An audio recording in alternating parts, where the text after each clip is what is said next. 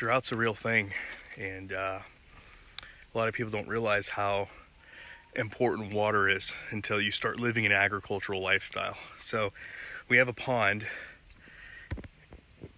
and as you can see here on that side, but as you can see here, this portion is dried up. So it's extremely low. You can see all the nice bright green grass because it's still wet. It's muddy right here, but it's all getting dried up, and so this whole portion is usually underwater as well. So you can see that we are in a severe drought. It is not as wet as things are used to being, so something to be mindful of. I highly encourage you, if you don't have a water plan, start thinking about that. And not just a plan to save water, a plan to use water efficiently, conservatively. I'm talking like a resupplement plan, sustainability. Because if you depend on the system and that infrastructure goes down, or that becomes too pricey, or what's happening in California, and please reference the description box for the actual document, data, and source on that. But the state of California, water is now something that's priced on the stock market. Like, that's something that there is money invested in water. And so, like anything else, when you make something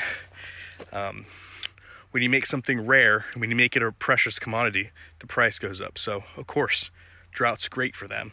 I know I've shown this in another video, but this runs through a property. It's usually it's a creek, and it's usually filled. You can see how tall it can get up. I mean, you're talking feet. And it goes into right here, which is my uncle's property, and you can see a little bit of the pond from here. That's really dried up, but on the other side there's water, and so everything is just really dry this year. So it's something that we're looking at, and it's something we're monitoring. And you know, summer's upon us, and it's not gonna get any wetter. So yeah, it's definitely concerning. Now, with that being said, it's been historically drier here in the past, and so, you know, I think we're going to make it just fine, and we have water plans and systems in place. But it's something to think about, because what I would like to do is find a way to add more water outlets to these ponds, right?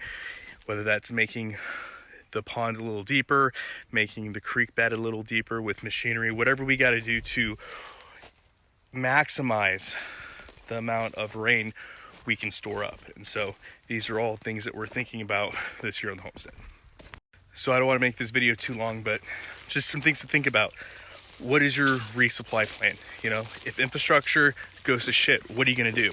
And it doesn't have to be something elaborate. It doesn't have to be something expensive. It could literally be something as basic as a big container, whether that's IBC tote or some other food grade container, and going to Home Depot or Lowe's and buying a water pump. Like a water pump that you would use for a small koi pond or something, like one of those ornamental water pumps, because at least you can then take it to a body of water and you can pump water. So come up with something.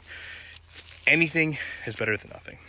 And also keep in mind ways that you can purify that water. Obviously, in that case, heat is your friend. Berkeys are great, Life Straws are great, Sawyers are great. But think of something. Hope you guys liked the video. As always, long live the Republic. And we got rain. It's a beautiful thing, thank God.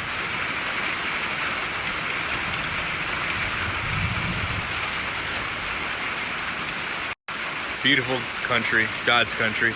As always, long live the Republic.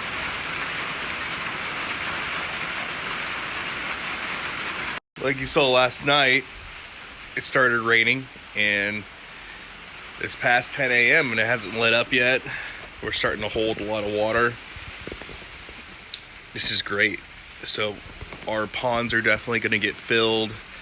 You know, we'll see how long this goes, but it'll be much needed. And so, like I was saying before, this is an excellent time to think about, okay, now we have rain coming down. What's our catchment system? What are those processes, and how can we make them more efficient? It's like I was saying yesterday, you know, about having plans. Do we have a way to really maximize the water that we're getting that's currently coming down right now? Whether that be making the pond bigger, making it deeper, putting more, making the creek bed more efficient to get water into the pond, maybe making our own culverts so that we get more water, we get as much water retention as possible. These are all things to be thinking about. And I'm truly blessed that it's raining, and I hope that it keeps raining. If it does this next couple days, I wouldn't be mad. So I'd be actually very happy and excited. I'd be elated. So there you have it. Think about these things, as always. Long live the Republic.